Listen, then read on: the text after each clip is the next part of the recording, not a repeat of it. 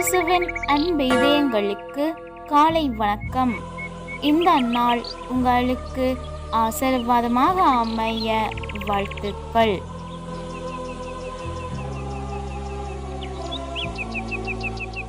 இப்போதைய நாளுக்கான ஆசீர்வாத இறைவசனம் எசேக்கியேல் அதிகாரம் 34 இறை வார்த்தை 16.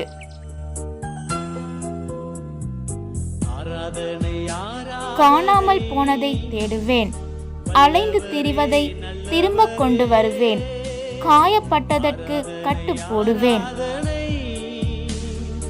அற்புதமே அதிசயமே